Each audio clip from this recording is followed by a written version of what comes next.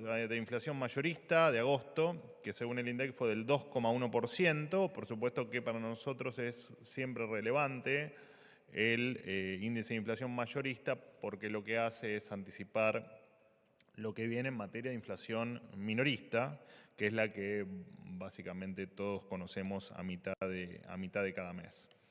Este 2,1% en inflación mayorista es el registro más bajo desde mayo de 2020 y un reflejo de la estabilidad de precios que prima en la República Argentina.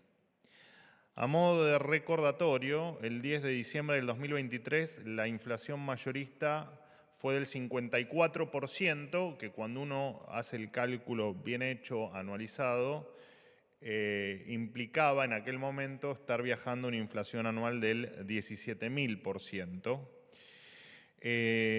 Esto para tener un marco de referencia, la inflación mayorista en diciembre era 25 veces la que es hoy. Y cuando uno compara mismos periodos, agosto 2023 versus agosto 2024, incluso en agosto 2023 la inflación era mayorista era del 18,7%, 9 veces más de la que conocimos en agosto de este año. Pero además hay un dato adicional, que es que todo esto hoy se da, o al revés, la inflación, si se quiere, de aquel momento, del 54% mensual en precios mayoristas, se daba en un contexto de control de precios, fijación de tipo de cambio, 200% de brecha cambiaria, la CIRA para los importadores. Les recuerdo que el gobierno anterior nos dejó prácticamente un default de 50.000 millones de dólares con los importadores que ya hemos prácticamente solucionado. La ley de góndolas, nos creían sin la capacidad de poder elegir un producto en una góndola y nos los iban ordenando de acuerdo a lo que se les ocurría a ellos. La ley de abastecimiento, creyendo que el que no producía por determinada cuestión económica o por decisión o por cualquier otra razón se lo podía obligar a que produzca y a que venda a determinado precio, y demás recetas que fracasaron. Todo eso hoy no existe. A pesar de eso, hoy la inflación es del 2,1%, mientras que en aquel momento, con todos esos controles y con todo ese realismo mágico y con toda esa ciencia ficción económica que muchos creían, era del 54%. Por supuesto que este escenario catastrófico devenía o estábamos atravesando en aquel momento una hiperinflación que no es solo un tema inflacionario. Cuando uno habla de hiperinflación no habla de números estratosféricos, sino que además de números estratosféricos habla de un país con un nivel de pobreza muchísimo más alto que el que conocemos hoy y un nivel de indigentes muchísimo más alto del que conocemos hoy si se hubiese dado ese escenario que logramos evitar. Hoy, a 9 meses de asumir el mandato, la estabilidad de precios empieza a ser una realidad. Y repito, se está haciendo sin una hiperinflación que licúa salarios reales, sin expropiación, como ustedes han conocido, por ejemplo, el plan Bonex, sin control de precios, como ya dije, y sin una brecha enorme que marcaba una gran distorsión en el mercado cambiario. Y además todo esto está funcionando con recomposición de tarifas y con, por supuesto, toda la recomposición que se viene haciendo de precios que estaban antes congelados, regulados o pisados por el dedo de algún funcionario. De hecho, ya lo hemos dicho, fruto de esto, en los últimos 3 meses los salarios le vienen ganando a la inflación y además en agosto hubo un récord de créditos de financiamiento para pymes y además también la línea de créditos hipotecarios. Además, lo hemos hecho varias veces, pero se siguen anunciando inversiones. Renault anunció ayer una inversión de 350 millones de dólares y de hecho la semana pasada incluso yo contaba el anuncio de Stellantis con su plan de inversión de 385 millones de dólares. Para nosotros la estabilidad de precios es parte de asegurar la libertad también, ¿no? Porque donde hay reglas claras hay competencia y donde hay libertad y competencia no hay lugar para la farsa del Estado presente que nos han vendido durante tanto tiempo. En otro orden de cosas, y por supuesto felicitaciones al ministro Luis Caputo, a todo su equipo, por la titánica tarea que vienen realizando para sacarnos del desastre que en materia inflacionaria nos han dejado inmersos el 10 de diciembre. En otro orden de cosas, el Ministerio de Justicia de la Nación, al mando de Mariano Cunio Libarona, habilitó la inscripción inicial de automotores y motos 0 kilómetro en cualquier registro seccional del país, independientemente de la jurisdicción a la que pertenezca el usuario, quien adquiere la unidad. Esto significa, en términos sencillos, que los argentinos van a tener la libertad de elegir dónde inscribir su vehículo,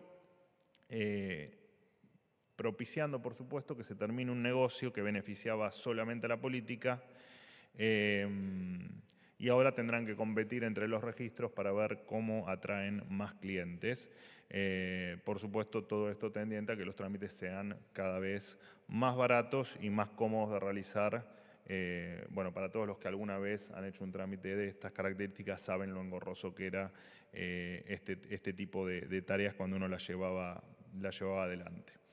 Y por último, recordarle a la ciudadanía, especialmente a los diputados, que el proyecto de presupuesto 2025 se encuentra disponible en la página web de la Cámara de Diputados para que quien guste tomarse el trabajo, poder leerlo, analizarlo, sacar sus conclusiones y en tal caso prepararse para el debate que se viene.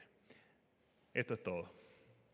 ¿Qué tal, Manuel? Buen día. Eduardo Menegazzi para Infobae. Quería consultarte cuáles son las conclusiones que saca el gobierno después de la reunión que mantuvieron ayer, asado mediante, en la residencia de Olivos. Si esto significa una especie de blindaje, contar con 87 diputados para futuras leyes en el Palacio Legislativo. Y por otro lado, preguntarte cómo avanza la reglamentación de la reforma laboral que incluye, por ejemplo, los bloqueos a las empresas. Gracias. Bueno, lo último, se están ultimando detalles. Entiendo que esta semana iba a haber novedades. La verdad es que no tengo fecha cierta de cuándo esa reglamentación vaya a publicarse, pero entiendo que será en las próximas jornadas. Con respecto a las conclusiones del día de ayer, bueno, a ver, la verdad es que la reunión de ayer en la Quinta de Olivos, ya lo había incluso dicho el presidente antes de la reunión, es simplemente para agradecer a un grupo de diputados, que en este caso eran 87, creo que alguno no pudo ir por algún tema de agenda o tema personal, pero la idea de la reunión era agradecerles que habían comprendido, digamos, los porqué de las cuestiones que hacen a una Argentina distinta, donde el equilibrio fiscal es regla y donde cuando alguien quiere aumentar un gasto del Estado, debe en tal caso explicar de dónde va a salir esa partida, ¿no? Porque hoy lo decía, este realismo mágico de aumentarse el gasto sin tener una contrapartida de ingresos o sin explicar de dónde sale ese recurso es absolutamente irracional. Y hay que terminar con estas cuestiones irracionales. Y nosotros, muy por el contrario, no estamos en contra de que el Congreso entienda sobre algún gasto que se quiera incrementar, pero también tiene que entender el Congreso que ese gasto en esta cuestión de equilibrio fiscal y de puro sentido común tiene que tener una contrapartida de ingresos o en tal caso alguna otra partida que pueda aportar los recursos para cubrir ese gasto. Y esa fue la intención, fue agradecer a este grupo de diputados que entendió cuáles son las implicancias, las importancias o la importancia del equilibrio fiscal y por qué estamos tan obsesionados con que esa regla jamás se incumpla en lo que quede de gobierno, ¿no? Buenos días, ministro. ¿Cómo le va? Estás chicanero, me gusta. Le quería... No, lo ascendieron a ministro, ¿esto es así? No es así. Secretaría con Secretario, rango de ministro. Le quería consultar si... Igual todavía no, pero te agradezco la premonición. Está en el boletín oficial. No, el boletín viste la creación de la Secretaría. Está bien. O sea, en día se va a oficializar. probablemente, espero. Te quería consultar si era necesario la celebración que se hizo anoche con asado y vino en la Quinta de Olivos para celebrar que le están sacando 13.000 pesos a cada jubilado, vetando la ley de movilidad jubilatoria. Por otro lado, te quería consultar si el gobierno cree que va a tener un costo político este veto a la movilidad jubilatoria. Y después te cambio radicalmente de tema, te llevo a Estados Unidos, donde va a ir el presidente este sábado. Te quería consultar, me llama la atención que el presidente no haya hablado de las elecciones de Estados Unidos ni de Donald Trump o de Kamala Harris. Te quería consultar qué escenario maneja el gobierno, si va a haber un encuentro con Donald Trump en Estados Unidos y si el presidente va a manifestar públicamente a quién apoya de los dos. Muchas gracias. No, por nada. Bueno, primero aprovecho, el viernes vamos a dar la agenda del presidente aquí en la conferencia, como habitualmente previo al viaje, con alguna actividad adicional más allá del evento principal, que es el de la ONU. Así que el viernes voy a dar algún detalle. Y efectivamente viaja el sábado, entiendo que por la noche, pero repito, el viernes daré los detalles específicos. Lo ha dicho el presidente en innumerables oportunidades, no va a, más allá de sus preferencias personales que pueda tener, no va a tomar posición porque la postura que tenemos para con Estados Unidos es independiente de quién gane las elecciones. Y además porque es un tema de política interna de Estados Unidos, así que no va a pasar eso, no va a pasar eso ni en esta elección ni en ninguna otra. Con respecto a... estás equivocado. El motivo de la reunión no fue festejar lo que dijiste. El motivo de la reunión se lo acabo, no sé si escuchaste, pero se lo acabo de comentar a Menegazzi. No, te preguntaba también si crees que el gobierno va a tener un costo político por haber vetado esta ley de movilidad jubilatoria. No. Vocero, ¿qué tal? ¿Cómo andás? Buenos días. Buen día. Nicolás Gallardo de No estabas recién. CNN ¿Dónde Radio. apareciste? Sí, estaba allí. En el palo. Efectivamente, grabando. Le quería hacer 2 o 3 consultas. Una, a partir de lo que usted expresó recién de la agenda del presidente en Estados Unidos y ante una posibilidad que asoma de un nuevo programa con el Fondo Monetario Internacional. La pregunta de rigor es si existe al menos la posibilidad de que más allá de la actividad de la ONU, si el presidente puede encontrarse con alguien del fondo para diagramar algún entendimiento hacia adelante sobre el programa. La otra internacional tiene que ver con algo que quería preguntarle el lunes o el martes. Efectivamente hay una comunicación del Departamento del Estado de Estados Unidos que habla de un posible plan de desestabilizar al gobierno de Javier Milei procedente de Rusia, con naturalmente su canal ruso RT o bien otros organismos. Si lo toman como algo serio ante esta situación que denuncia el Departamento de Estado norteamericano. Y por último lo lleva un poquito más a lo terrenal, a términos políticos. Subrayo lo político porque hay una causa judicial en curso que tiene que ver con una nueva publicación de la causa de Alberto Fernández, el expresidente, en un audio divulgado a lo largo de esta mañana en el marco de la causa por violencia de género. Más allá de los insultos que utiliza el presidente hacia la primera dama, también hay críticas a la industria del cine. La pregunta va en términos, repito, políticos, no judiciales. ¿Cómo toman estas declaraciones del expresidente? Bueno, básicamente no quiero meterme en términos judiciales por respeto a la causa. Gracias. Bueno, con respecto a tu primera pregunta, lo mismo que le dije a tu compañero, no tengo todavía la agenda, por lo tanto en principio no, pero no te lo descarto porque no tengo todavía los detalles y de hecho hay algunas reuniones que entiendo que todavía no se han confirmado, así que lamento desilusionarte, pero no se descarta nada, menos en estos viajes donde son varias jornadas y en un ámbito tan amplio de gente y en un lugar tan particular. Se lo Además, pregunté porque usted dijo que podría haber una actividad adicional. Más que nada por ahí viene la repregunta. Ya te digo, todavía no tenemos absolutamente nada. Si hay algún cambio, yo el viernes doy la agenda final, que incluso siempre aclaro que después de confirmar la agenda puede haber algún cambio incluso durante el viaje. Pero no, en principio no. La respuesta es que no. Te invito de todas maneras el viernes a recibir la agenda, sea por mí aquí en la conferencia o sea por la NARI a través de los canales de difusión. Con respecto a tu segunda pregunta, es un tema, imaginarás, sensible y que por ahora no hacemos declaraciones. por supuesto que estamos ocupándonos del tema, a ver cuál es la veracidad o el riesgo que pueda llegar a tener esa cuestión. Y con respecto a tu última pregunta, bueno, la verdad es que suena bastante extraño lo del expresidente cuando tenemos un cine que al menos a mí me gusta mucho, con grandes películas y grandes series además. Bueno, El Encargado, por ejemplo, ¿no? Gran serie. Pero además un sinfín de películas que han hecho historia en la Argentina, incluso que han ganado innumerable cantidad de premios internacionales, hasta premios Oscar, así que el comentario del expresidente no es otra, me parece que es un comentario que dista de la realidad de la Argentina. Tenía entendido que el expresidente apoyaba efervescentemente el cine nacional, incluso con los presupuestariamente, pero bueno, se ve que no, pero sería bueno que revea algunas películas que tienen una calidad realmente impresionante y además con todo el potencial que tiene el cine argentino. La verdad que estamos absolutamente sorprendidos. ¿Me permite ir a la segunda pregunta para Sí, que quede claro, claro? claro. ¿El gobierno recibió formalmente el envío o el comunicado del Departamento de Estado sobre un supuesto plan de intentar desestabilizar al gobierno de Milei por parte de Rusia? ¿Esto formalmente existió? Te repito, es un tema que no vamos todavía a hacer ningún tipo de aclaración, ni de conjetura, ni de declaración, porque son temas sensibles de seguridad nacional que tomamos todos los recaudos antes de dar algún tipo de detalle.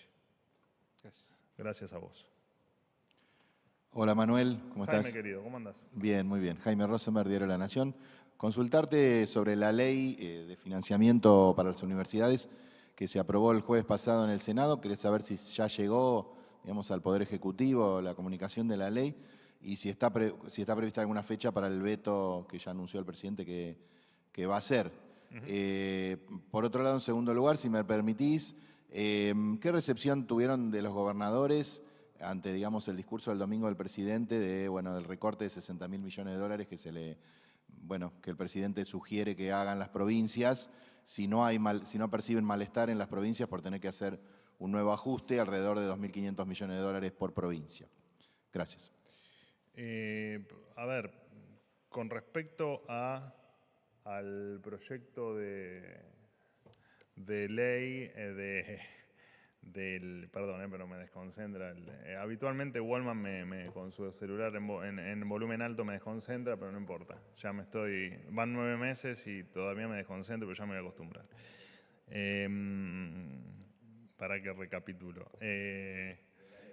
Aparte así me hacen meme, ¿viste? Cuando me tildo me hacen meme. No ha llegado todavía. En cuanto llegue, inmediatamente va a ser vetado.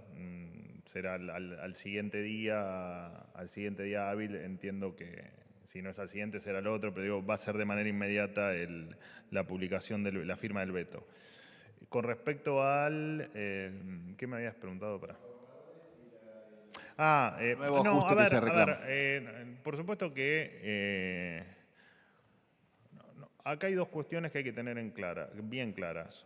Esto es un esfuerzo, el esfuerzo de mantener el equilibrio en las cuentas públicas. Por supuesto que tiene que ser una política de todos los gobiernos, sea el gobierno nacional, como es la nuestra y como lo venimos haciendo, es de los gobiernos provinciales y también de las esferas municipales.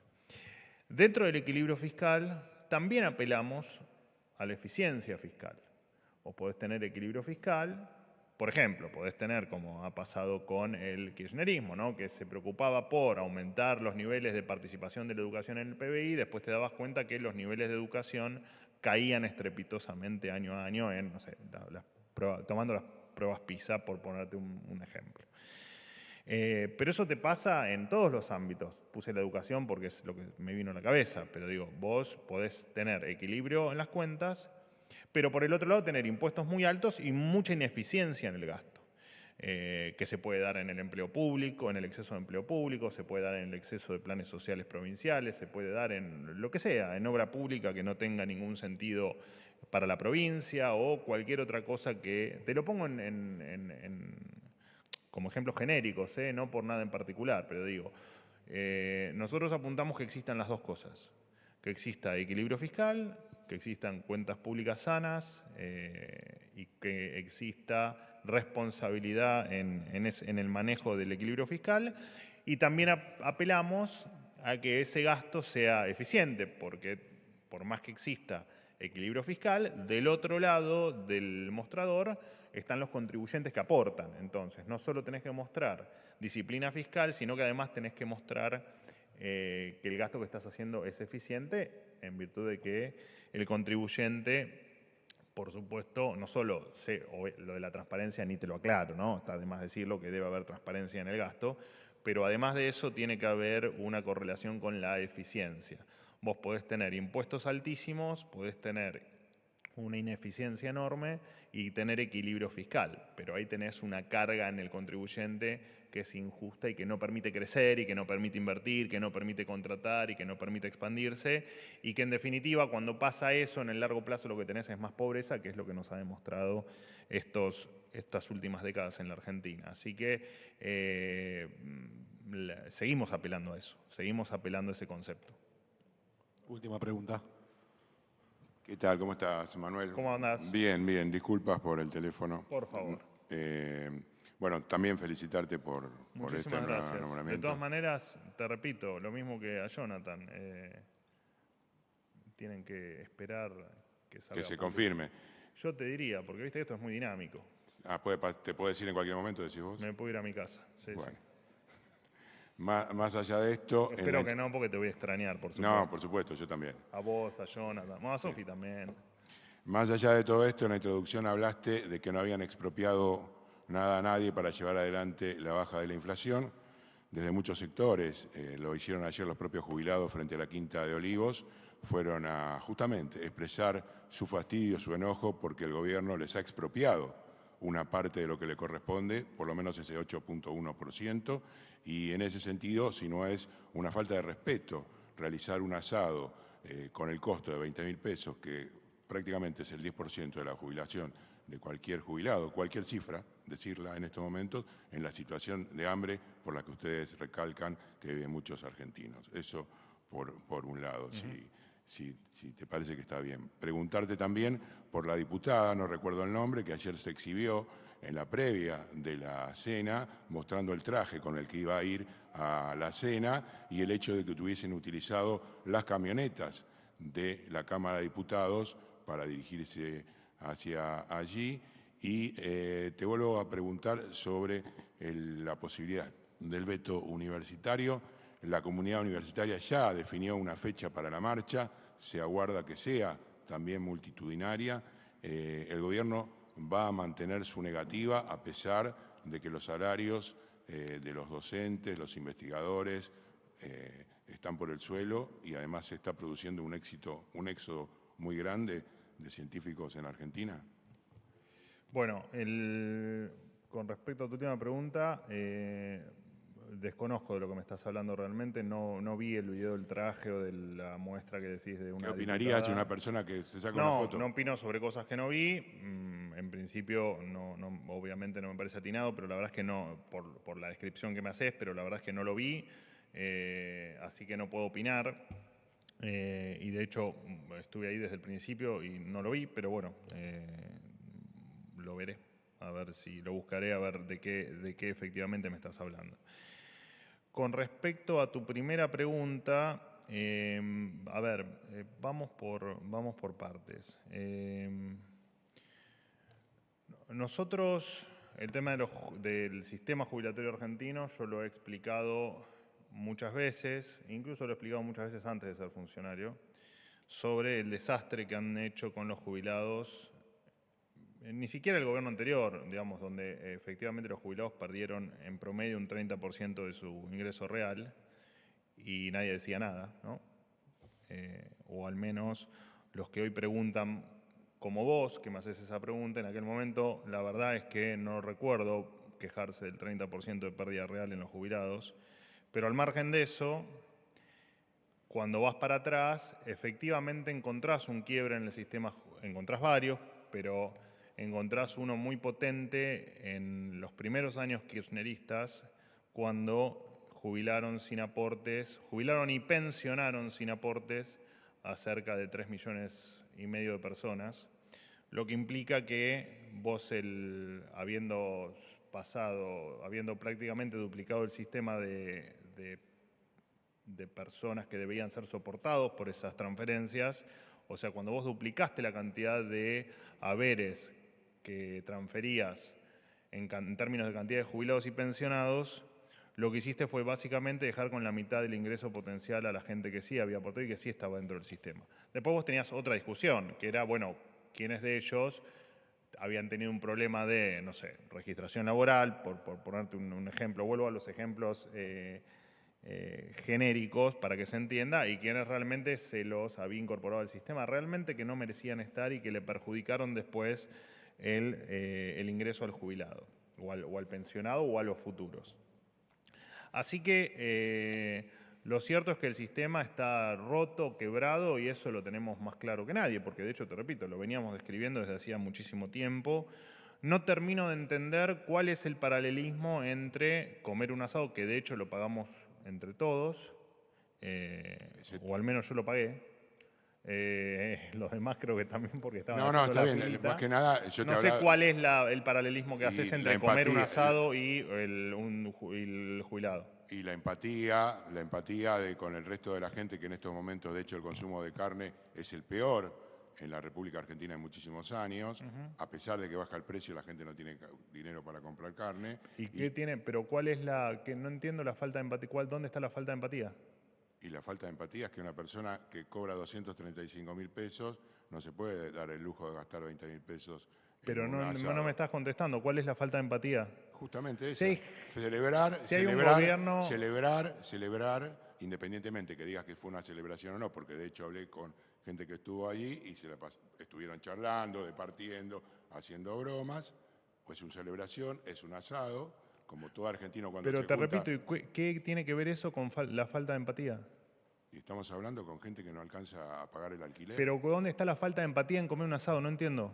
La falta de empatía es gastar dinero. O en charlar en un asado. Me estás No, planteando que no, charlamos en un no, asado. porque vos hablaste de que no era celebración, a eso me refiero. Es que no fue una celebración. Bueno, independientemente de esto, la falta de empatía es, mientras la mayoría de la gente, los argentinos de a pie, o de bien, como acostumbran decir ustedes, no tiene para llegar a fin de mes, los funcionarios disponen de 20.000 pesos para un asado. De hecho, hubo Pero diputados... ¿dónde está la falta de empatía? No entiendo cuál es la Bueno, falta de empatía creo que que te lo tenemos. expliqué. Si no entendés, no lo entendés. No, le estás explicando, estás describiendo lo que ocurrió ayer, pero no me estás explicando por qué hay falta de empatía. Bueno, está bien. Creo haber sido lo suficientemente claro. Bueno, yo creo que no. ¿Listo? Gracias.